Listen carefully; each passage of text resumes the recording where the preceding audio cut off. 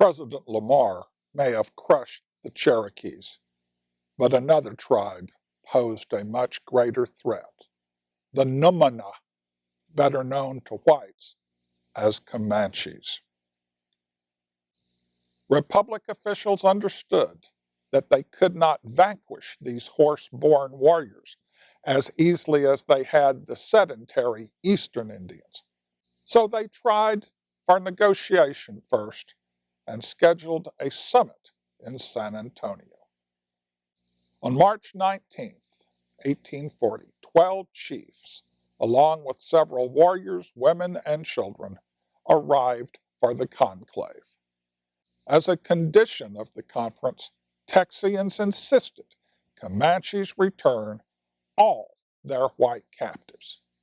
Yet they produced only one Anglo hostage, 16-year-old Matilda Lockhart, along with some Mexican children. Texian negotiators cared nothing for the Mexican youngsters, and the state of the white girl did nothing to promote harmony.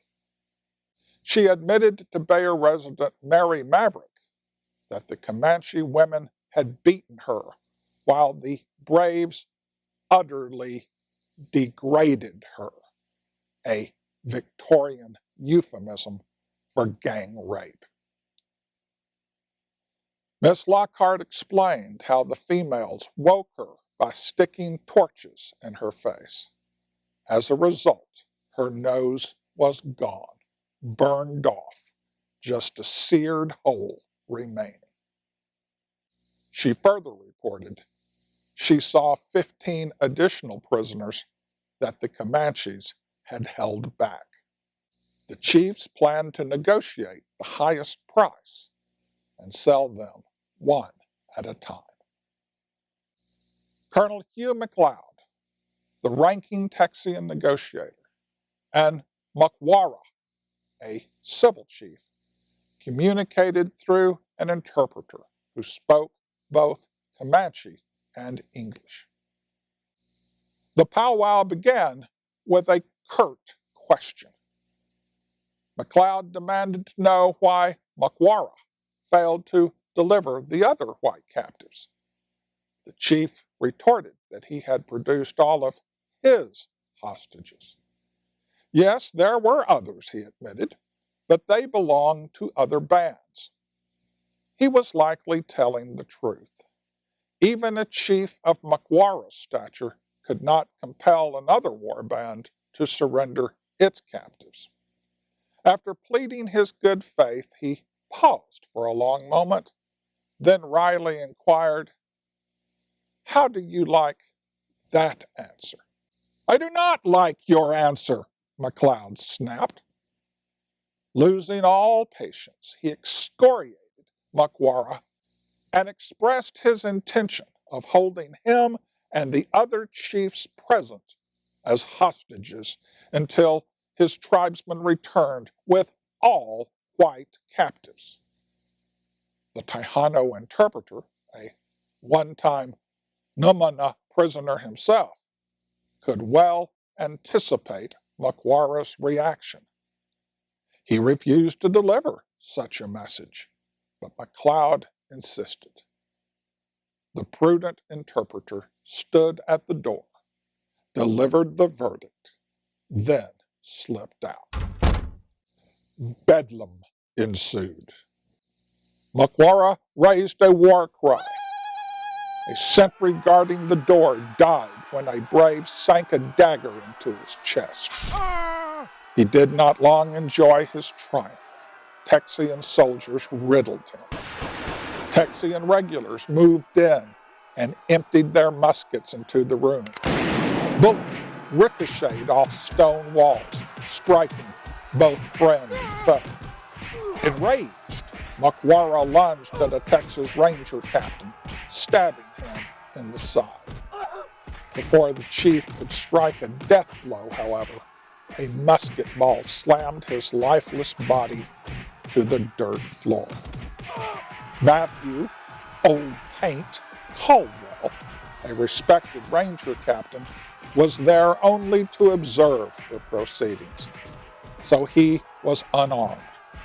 Without so much as a penknife, Caldwell found himself in the midst of the lethal affray. A stray round caught him in the leg, engaging his combat instincts. Ignoring the pain, he wrested a musket from a warrior, turned it on the Indian, and blew his head off. As another rushed him, Caldwell brained him with the butt of the empty musket. With little space to maneuver, Comanches and Texians grappled hand to hand, each giving full vent to smoldering enmity. The clash spilled out into the streets. Suddenly aware of the tumult inside, Comanche women and children fired arrows at their citizens, one of whom fell dead. A small band of warriors broke out of the council house and tried to fight their way out of town, but Texian regulars pursued them through alleys and into dwellings. Civilians grabbed weapons and joined the fighting. Texians gunned down most escapees in the streets, but those who holed up in buildings offered a greater challenge. At last, soldiers and citizens set the protecting buildings ablaze. As the fugitives escaped the flames, Texians shot them. Colonel Hugh McLeod reported that 65 Comanches rode in to San Antonio on March 19th. Of those, Texians killed 35, 30 warriors, 3 women, and 2 children. 29 became captives, 27 women and children, and 2 elderly men. Many have described the council house fight as a massacre, but the Texians did not emerge unscathed. 7 Texians died in the fighting, while 10 more suffered serious wounds. The council house brawl was a tragedy for both sides. Each group sought peace, but immense cultural differences produced misapprehensions that ended in bloodshed. For Plains tribes, the council was sacrosanct. When Texians breached that sacred trust, Comanches reckoned it was inconceivable treachery. Inconceivable! It was a Comanche Pearl Harbor, a day of infamy. But Texians insisted that the natives had acted in bad faith by not bringing in all their captives, which had been a condition of the meeting. Had events unfolded differently, the parties might have reached a lasting peace. Instead, the council house fight of 1840 spawned rage that ensured strife for more than 3 decades.